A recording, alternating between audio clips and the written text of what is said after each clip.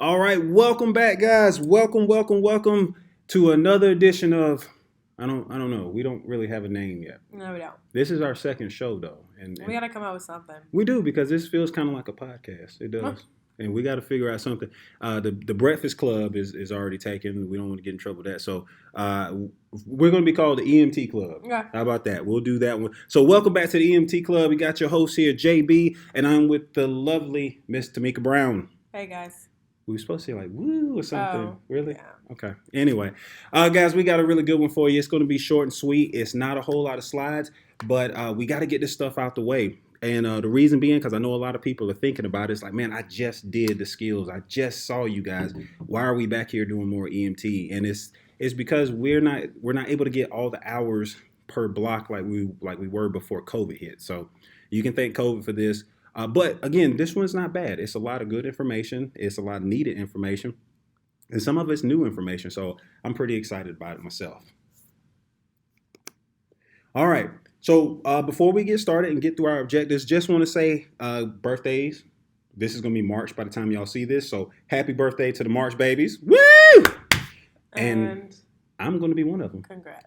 I'm so happy. And I know you already know this story, but I'm going to tell it to them. Do you know why I'm so happy? Tell them.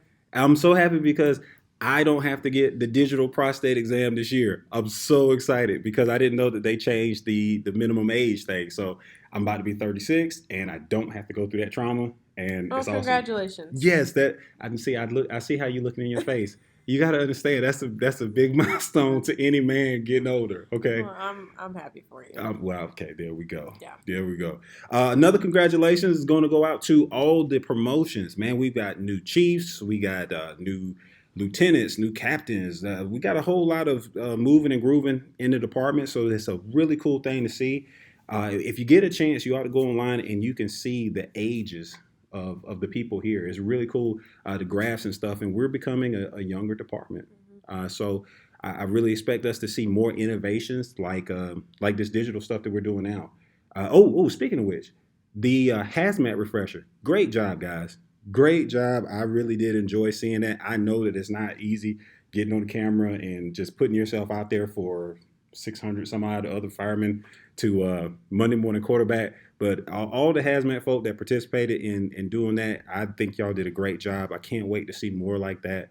Just keep going. Keep going with that. All right. Anything you want to say on that one? No. No? Okay, so, we're going to talk about something very near and dear to my heart. And it's my heart. Yeah, we're gonna talk about my heart, your heart, but most importantly, we're gonna talk about the firefighter's heart. Okay, now the firefighter heart is a very complex and just it's a unique thing here. And since we're talking about that, I had a really cool idea, and I want to get everybody's feedback, or at least all those who are willing to participate. I think that this would be a great time for us to get a class for mental health care and mental health in the fire service. And I would love to get the peer support people in here. Some of the peer support folk that would love to do type of just candid conversation about some of the issues that they have to deal with or some of the things that they see. I think that would be really cool because there's a lot of unspoken issues at the station, not necessarily stations, but in people's lives. And we're just in a very unique situation to where if we don't address those things can eat us up. And we got a great group of people that are there for us. So what I want you guys to do, if you think that that's a good idea, please shoot me an email, send information out to Captain McCoy. Just let us know that this will be something that you guys will be interested in, because we do hear you guys when y'all tell us all the time that we're doing the same topics. And I 100% agree with you. It's always the same topics because we have to put some check marks in the annual boxes. We don't have a choice about that, but we can always add some things. So I really think that would be a cool topic. So if you like that, let us know. But today we're going to actually talk about the firefighter heart, and in particular CPR for firefighters. So, man, that's a hard topic there because nobody wants to be on the scene and then we hear those tones, not the tones, but we hear the air horn blow, or we get the information over radio that we got a firefighter down. Yeah. Were you a part of the Elm Street fire? No, I was actually in training. Okay. Yeah. So I remember that, and it was very surreal when the information came over the radio when we were out there, and you know, your heart drops. And thank God everybody came out alive. Love that. But that definitely shows us that, you know, this is training that we need. This is a conversation we need to have, because what happens if we're out in the field doing something? It can even be just a live burn. Yeah. You know, what happens if that happens? What do we do? Well, what's important is to understand the medical data supporting it. Absolutely. And to understand, you know, arm yourself with the knowledge of what to do when it does happen. So that's what we're going to talk about today. Absolutely. And I'm glad you actually said that, because you said data. And if you don't know, this department, this city is a data-driven entity. As long as you got numbers that can support your theory, you're golden. And we got some good numbers. So I'm excited about this one. I think we're going to learn a lot. So let's jump on into it. Okay, so our objectives, like you can see, we're going to share the recent data with you that we have. And a lot of this data came from, good Lord, some of it's from clinical research journals. I have my notes up here. But what is the name of that magazine that gets to all the stations that only like Firehouse? Yes, some of these things actually came from recent issues of Firehouse where it was published. So all this information is readily available. All right, so why do we need to do this? Well, we know that the leading cause of death in firemen is going to be sudden cardiac arrest, and that's real humbling. That's real humbling, because you know we run into dangerous situations, and you know we don't get hurt by that. I mean, for God's sakes, we just drove fire trucks and responded on sheets of ice, and you know everybody made it okay. But it's the silent killers that gets us with stuff that we don't see. It's the 0 to 100 that we put our hearts through. It's the being sedentary to all of a sudden getting up and going. You're right. You're right. So. And I know it. I know that we're not. None of us here is going to admit that we're sedentary at the station. None of us will admit it out loud. But you know, sometimes there's a good marathon on TV. Okay. I like the Moonshiners. Have you ever watched that one? No. Seriously, you never watched Moonshiners? No. That's like a great show. It's amazing. I love that show. But nonetheless, she's right. It's when we go from nothing and into all out that does a lot of damage. And what we're going to see here on these slides and what we're going to talk about is that over time they have done studies and they found that the sudden burst of energy, the sudden burst of adrenaline is actually doing microscopic damage to our heart cells, which who knew? You know, I didn't know that one. So you guys can see up here on the screen that in 2007, the New England Journal of Medicine published their studies here. And I didn't put the whole study up there because I know, you know, everybody's not going to want to read it. I kind of liked it. I was a geek. But I did put some of the hot... You didn't have to shake your head when I said I was a geek either. I saw that. It's obvious. But what I did do is I put some of the most pertinent information up there. And one of the things that I want you guys to notice is bullet point number 3.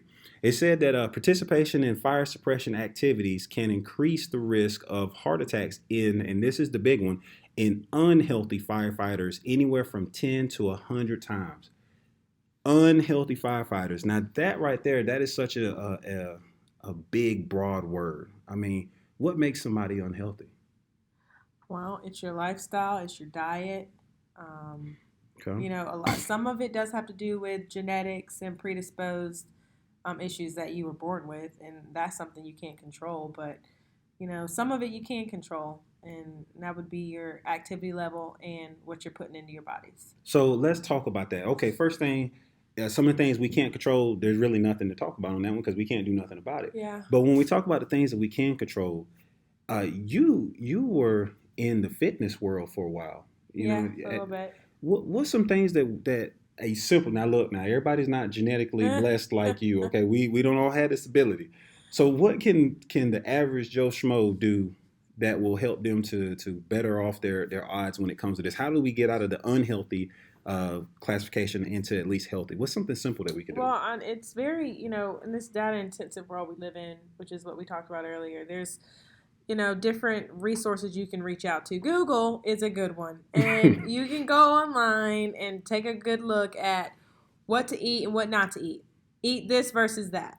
And it'll tell you, maybe instead of the Oreos, reach for some oranges. Or maybe instead of the pork barbecue, reach for the grilled chicken. Wait a minute. Now you talking about a cultural shift in the fire service. Well, I'm telling you, if you look up, eat this, not that, it'll Okay. give you some very healthy, very simple changes that you can make to your diet, and you won't feel deprived, and you won't feel like you're missing out. But you forget the two things that firemen hate are change and the way things are. So how Well, do you do that? How do you bridge that gap there? you know, if you want to be healthier, have better results when you get your blood drawn, different Mm. things like that. It is a mental thing, and it's also a personal thing. So if you want to be healthier, that's going to be something that you would have to decide on. And once you decide on that, hopefully decrease your chances of being one of these statistics and move from there. So, okay, let's say that I wanted to be a forward thinker. Okay, now I said a forward thinker. I ain't say a forward jumper or runner because I don't want to be vegan, Right. and I may not necessarily even want to be vegetarian. But how do I find support, or how do I make it an atmosphere that's supportive to healthier lifestyle changes I mean, it at can the start station? at the station, and it takes everyone to be on board. And if you guys work together and decide, hey, maybe we can start out having lighter lunches, or incorporating some greens, or instead of getting the ice cream, why don't we can make smoothies? Whoa, wait a minute. First off, hold on. Can I season my greens with some pork Ugh. knuckles? How I about guess that's better than not having greens. okay? And then you're talking about changing the ice cream. Does frozen yogurt taste good? uh, I mean, Does it? I mean, I know it's that not. is a relative thing. You want to, it's a good It's a substitution. good substance. Okay, all right. So what if we threw some fruit in there? Will that help with That'd the be flavor? better. Okay, all right. Fair enough. Fair enough. Okay, so if we looked at the data that they're talking about, they're telling us that 32.1% of deaths occurred during fire suppression. Now, I thought that was pretty interesting because I wanted to dig into it because it didn't make sense to me. I actually went online, and if you guys ever get a chance, go to Central Station and look up the data portal where we can get all our run numbers and stuff, and click on a tab other than response time. Yeah. That's the only one most of us know about Right. is response time. But what I did is I pulled the most recent data from a big time span. So I did it from 2015 until today. And we have run as a department only 1,428 actual fires, and the data said room of origin, all this other type of stuff like that. Mm-hmm. But it was an actual fire. The average time that we were on these fires was going to be 1 hour and 53 minutes and 40 seconds. If we looked at that, if we compare that information to the total number of calls that we ran from the 2015 to the 2021 timeframe, we've run 286,646 calls as a department. Now, when we do the math on that, we only run a half of a percent of fires. We only have 0.5% of fires in this big time frame right here. Now that got me to thinking because I looked at it in relation to the 32.1% of deaths. The studies also showed that most firemen only deal with fires less than 2% of their career. Right. So it's less than 2% of their career, but something that small, something that infrequent can affect us in such a large way. 32.1%. So there's got to be something behind this. We all love to see those big fires and things like that, but it's that adrenaline that we're feeling. It's that excitement. That stuff is can be harmful to us, and we don't even realize it. So the information that we got coming up, it'll help dive into that. So let's look at the science behind all of it. Now, in the research article, Horn et al. In 2010, and I do have all the listings for these. If anybody's ever interested in it, I can definitely share it to you so you can read up more on it. But they listed all of these findings that they found when they did a long-term study with firemen across the board, and we're talking firemen, firewomen. They found this, and I thought this was pretty interesting. So when those tones go off, and we've actually seen, I didn't think about this. This helped to bring Sarah into our stations. Things like this, because I remember Chief Church talking about the heart rate issues. Does your heart rate still race when Sarah goes off? When the new tones go off? I think the whole point behind the new alerting system was for it to be a little gentler. Okay. Like, Okay. Yeah. so does my heart rate? Well, does it like jump out of your chest? No, Okay. because it's not as harsh Okay. as All the right. original tones that we had. Okay. And I think that's one of the main reasons, or one of the reasons that they went with the new alerting system, is because it was a little gentler with the, if you're asleep, the waking you up. Mm-hmm. Yeah. Now, I'm gonna be honest with you. When they first proposed this, I was a big proponent against it, just because I saw High Point, and High Point has had it for a while, and I saw how they implemented their system, and I just didn't like how they did theirs. But thankfully, we're not doing it. We're not doing it exactly like they're doing it, and the changes that we have made, I think, are for the better. But once I got this information and started doing this study, and I was like, man, I'm glad that we're going this way, because if you think about it, 30 years of your heart rate, jumping sky high and then going back down, that's got to be hell on anybody. So I'm really appreciative of that. Appreciative. Yeah, I mean, you could correct me. I was going to let you sound it out. So the study showed that resting heart rates, they nearly double. Okay, and when you were actively doing your competition and stuff, what was your workout heart rate zone? Did you have one? I did, but you know what? That's gonna be a very individualistic thing. Yeah. So my heart rate and my max and whatever is gonna be vastly different than I get that than anyone else's. So, like, okay, I'll use me for example. I do remember, if we look at some of the charts, it's something like your cardio zone is supposed to be like 150 beats per minute or something like that. If my resting heart rate is in the low 70s, I'm up into cardio zone without even doing nothing. And how many times a day do the tones go off? Or if you have the communications open, you hear the tones all the time. Good gosh, that's like doing a CrossFit workout nonstop. But that is also, it changes based off of your sleep. Yes. And how much you eat and how much you're recovering. So you're right. There's a big. That's what I'm saying. It's very individualistic when it comes to. You're right. Okay. Hey, fair enough. Let's talk about the body temperature. So when we get in there and we're doing our fire suppression activities, those turnout suits get hot. Yeah. And I know I try to drink a lot of water during the day to help me kind of counteract that, because you get in there, you get sweating up pretty bad. Well, they work. The whole point of it is the moisture barrier. Yeah. And the thermal. So you got heat inside. It's not letting heat in, but it's also not allowing heat to escape. You're and right. So it's staying around your core, which is going to increase your body temperature. And we talk a lot about, especially in the beginners phases of the EMT classes, we talk about homeostasis all the time. The body does not like being out of it. It doesn't like being out of it. And you put us in a turnout suit, and we're going out there, we're working hard for 30, 45 minutes. I mean, your core is pretty heated up. Your whole body's pretty heated up for a while, and it just can't be good for you, in the long term. So one thing that the research articles showed on this was that a lot of us are underhydrated. And we talk about this all the time. If you wait till the day is shift to start hydrating, then you're already behind the 8 ball, because you need to start the day before. So I drink at least 2 or 3 beers a day when I'm not on shift. I'm pretty hydrated.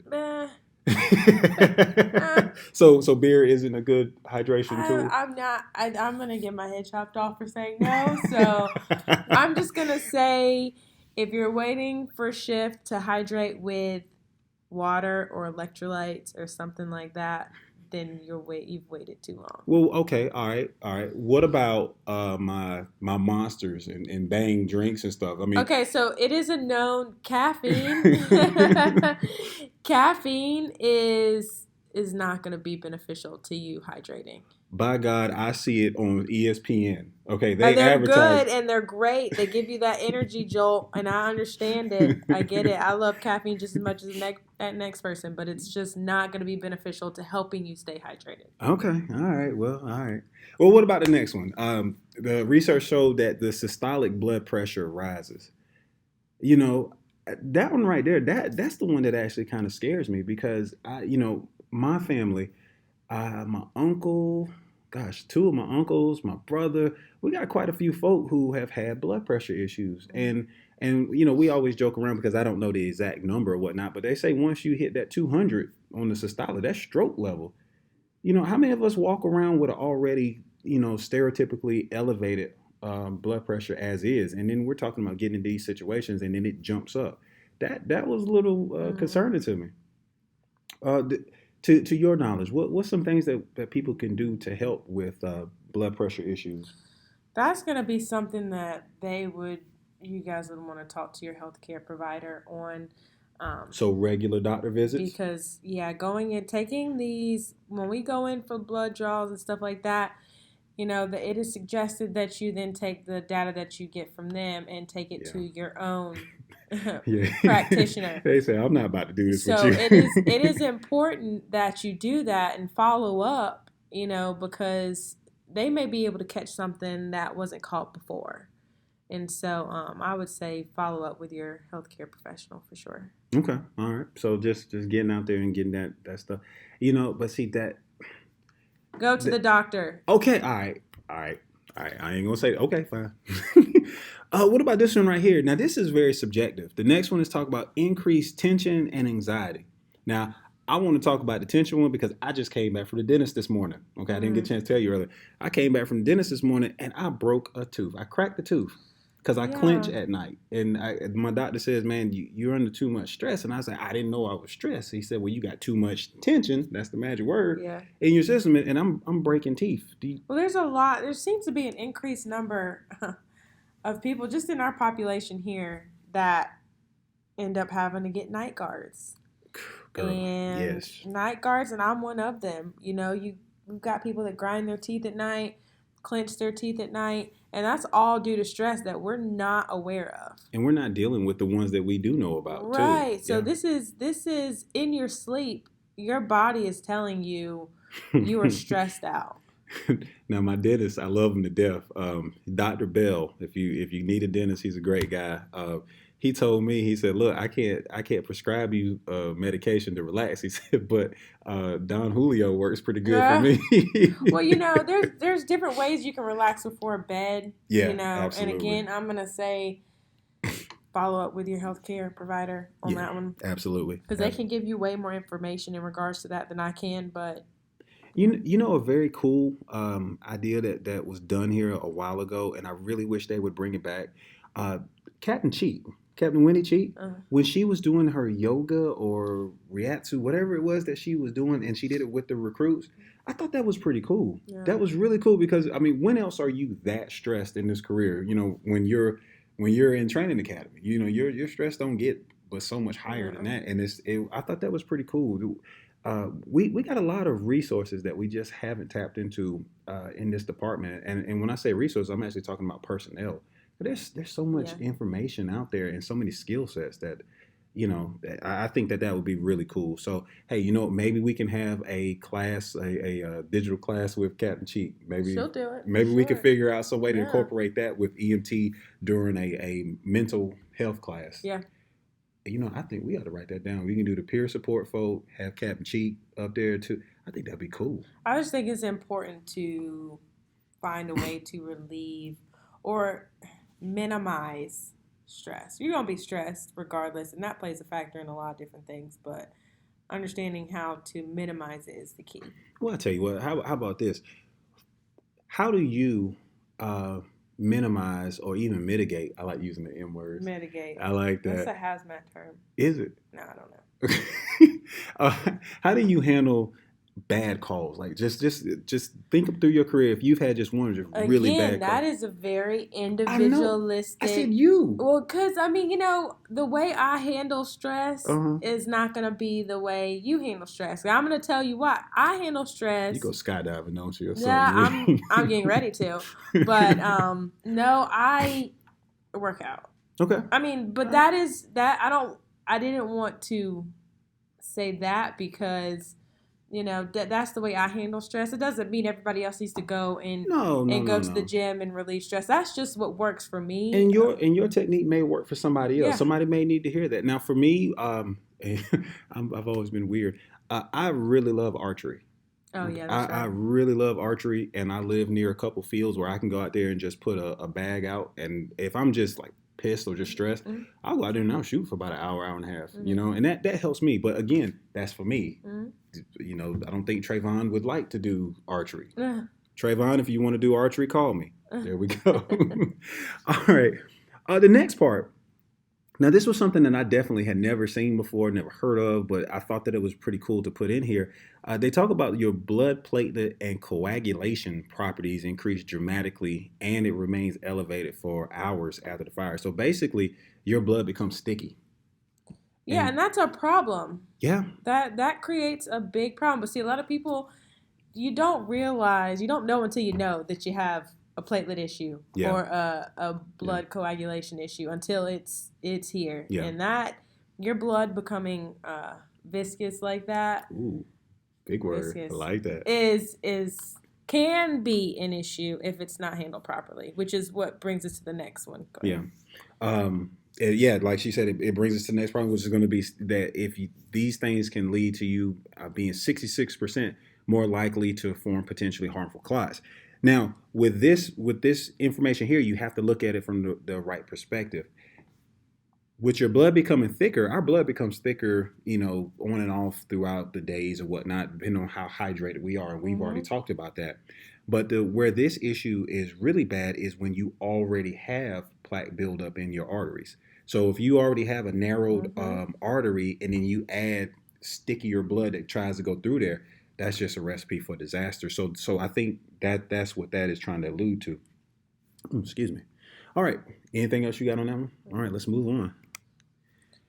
Okay, so we've already talked about this one, but basically, being a firefighter, being a firewoman, fire person, I don't know what the proper pronoun terminology Firefighter. is. It firefighter? Yeah, I thought they changed that. I don't know. No, it used to be fireman. Now it's firefighter. Okay, Yeah. I just want to make sure I'm doing it right. Yeah. Um, I'm serious because you never know who's listening. Uh-huh. Being that type of individual, it just puts your body under extra strain. I said shame, under extra strain, and we got to do our best to try to try to alleviate all that. Okay, so now we talked about all the history to it, all the background to it. Now let's get us up to how do we handle the unforeseeable thing of a heart attack during the call. So the last time that you've been in a fire, probably I've been in a fire, you probably had very little visibility, right? Oh yeah. Okay. So we're talking low visibility. We're talking, not sights.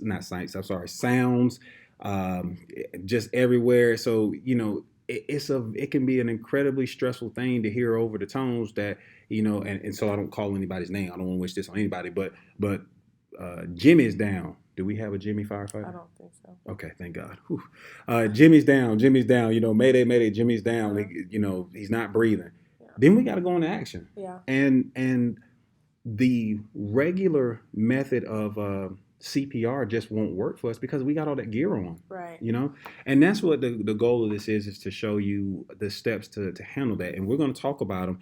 And we all know how critical the first, we're Absolutely. talking seconds. So we don't have time to, disrobe somebody and start CPR. We need to start CPR immediately and simultaneously disrobe them. Look at disrobe.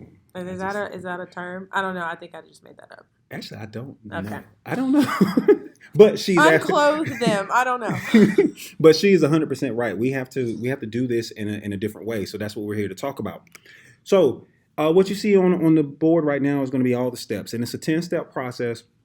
But keep in mind, I believe it's steps 4 through 8 are going to be done simultaneously. Okay, we have to work together, and when we say pit style CPR, that's what we mean here, because you're going to have somebody that's going to be taking clothes off. You're going to have somebody else unzipping things.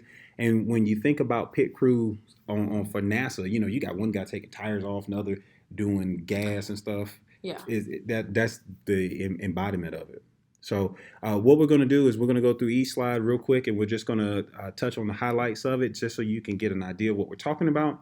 And then at the end of this, there should be a video of us doing this at a live burn, hopefully if everything works out right. Yeah. So let's jump into this. Okay, step 1, you got to position the firefighter's SCBA between your legs. Now, This right here, this can be tricky depending on where you find the firefighter. Okay. This is also a great argument for having the DRD strap Yeah, and in your coat. you could actually be in turnout gear. Yeah. I mean, so I Yeah. don't know how you the person positioning the down firefighter, you might not have all the help. You know what I mean? So you may be in gear positioning the firefighter in between your legs. Yeah, and this is also that's a great point because you may not have help to get that person rolled over and stuff, because everybody else is going to be doing things or trying to get to you. Remember seconds. Yeah, so this is a great argument for staying physically active, staying hydrated. Because can you imagine how much higher your heart rate is going to be if you're having to do this and it's one of your brothers and sisters that and what if you're in gear? I mean, you've just come out of the same conditions. Yeah, you're gonna be hot and stuff. Yeah. So and you know what? This makes me think, and this is why I like having you because you make me think. If you have a firefighter who's trying to rescue another firefighter and he's still in his gear, which you may have to be, it could very well possibly happen. You could actually turn out to be a second victim. I hope not. Like that is what we're trying to avoid, and that's the importance of staying physically active. Not saying you need to be on the cover of a magazine, but being physically active will train your heart to withstand these types of stressors, these types of situations. Yeah. So let's just say that the world is right and everything like that. You got the person flipped over. We want to definitely utilize their straps on their SCBA pack to get leverage. And once you get that person over, this isn't a time to be gentle or whatnot or worry about something small. You want to get hold to them and pull them in between your legs quick. And the whole purpose in this is to get the patient in a position to where they can be moved easily once the straps are taken off and everything can be accessed very, very quickly. Anything you got on it? Nope. All right. Okay, step number 2. You want to open up the chest clips and begin high quality CPR compressions. Now, the thing with this is that you need to open up the upper chest clips as quickly and efficiently as possible.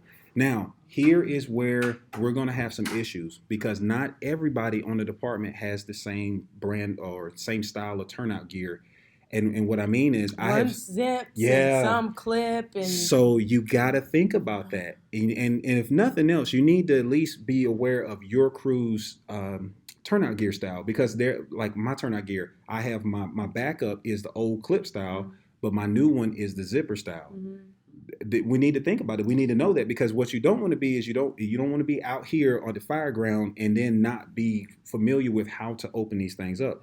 And then we actually have some firemen who use both enclosures. I know one person who zips up and he buckles. Yeah, and that's going to take a little extra time. Yeah. But I think more importantly, the thing to remember is we can still administer high quality compressions while we're trying to figure this out. Absolutely. So as long as that knee is keeping that chest open, then the high quality compressions can continue while we figure out how to get this turnout gear off. Yeah, we definitely don't want to waste time bumbling around with the clips and everything. Right. So yeah, that's actually a great point right there. Now on this picture here, you'll see that the guys don't have gloves on. They don't have turnout gear. They don't have gloves on.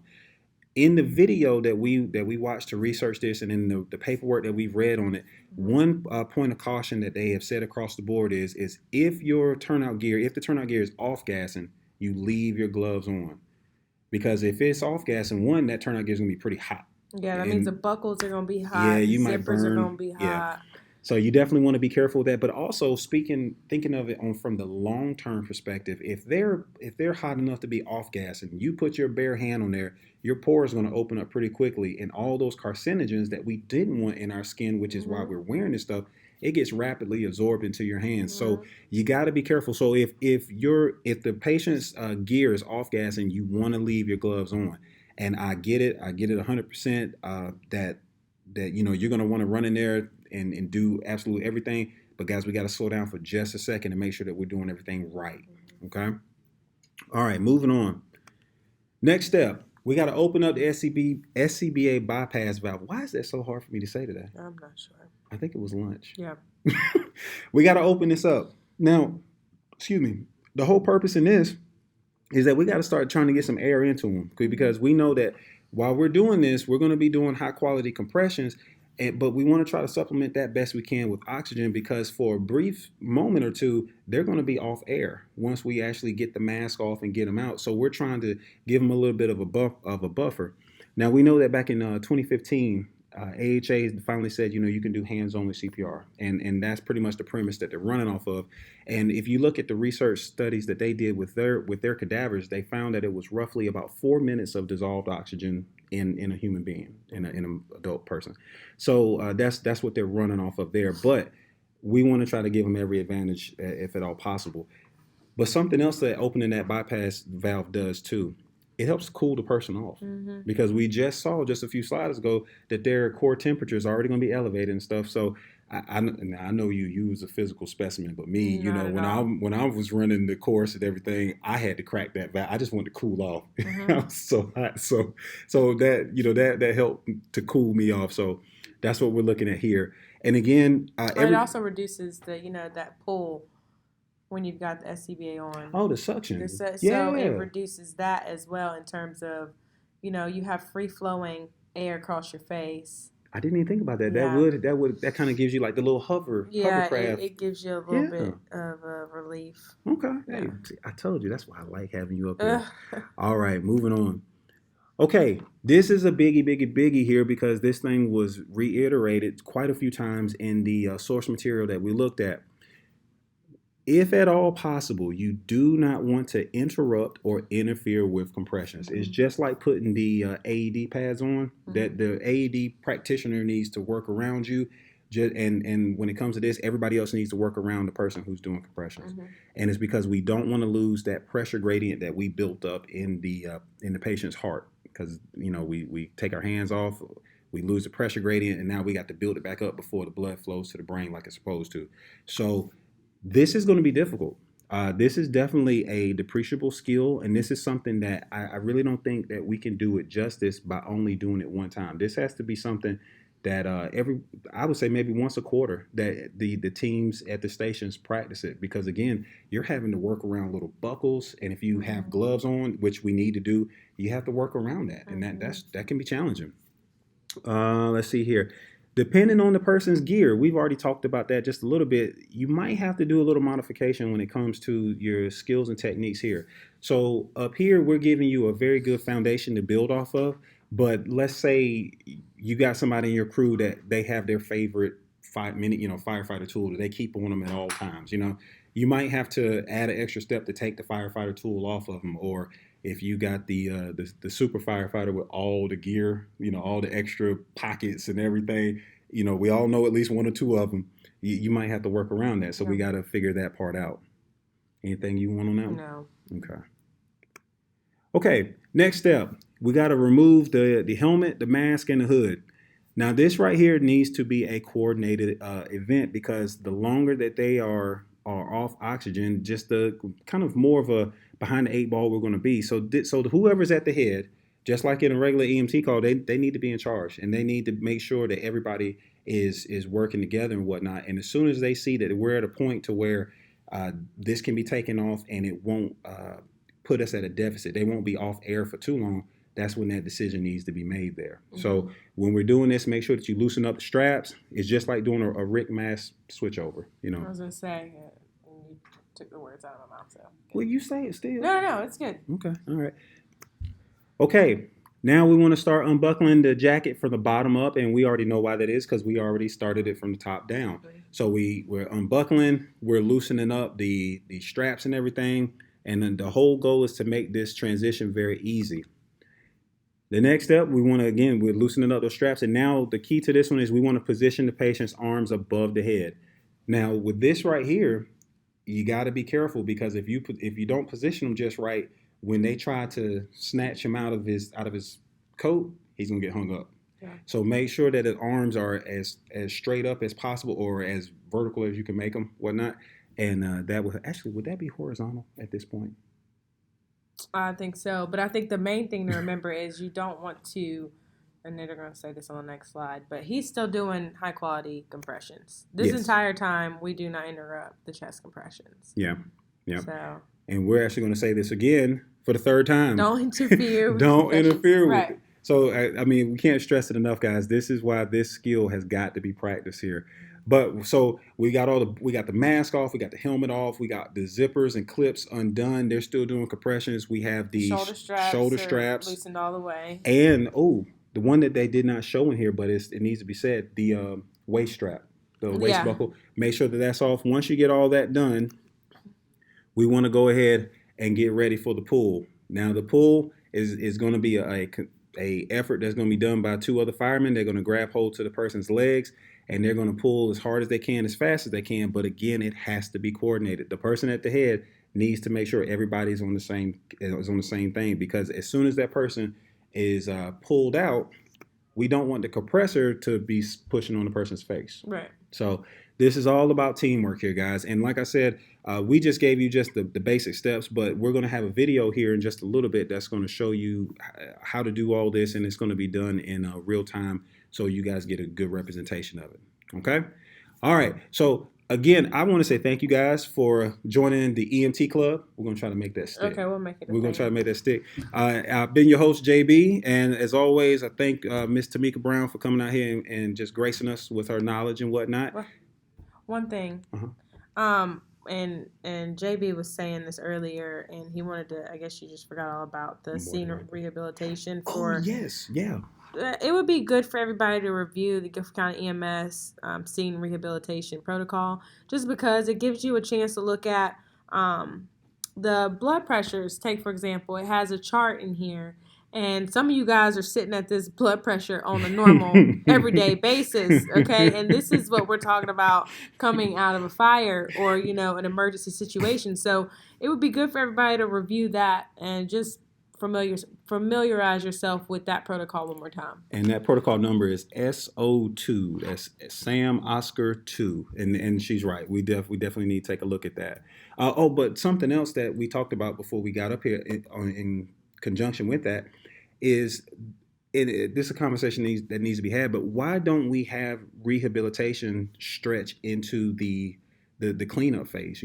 After we've come from the fire scene and whatnot, because we've already seen studies that shows us that your heart rate and everything stays elevated for hours after the incident. And you got to think, we stay in that turnout gear. We stay in the gear, and it's always like, send me in, coach. Like, everybody wants to get their bottles swapped, and no water, no rehabilitation. Like, I want to go back in, but we don't realize that your body may be under more stress than you think. And once we leave the scene, once we've picked up all the fire hose and everything, because that crap is heavy too. It is.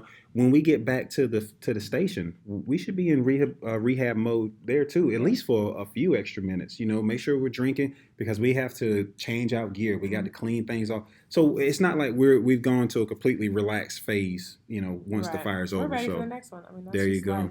So that's a conversation to be had. I definitely want to encourage that. And again, that protocol is SO2. And as always, guys, we love you. Thank you. And we will see you again soon. Okay? Bye. You got to say bye. Bye.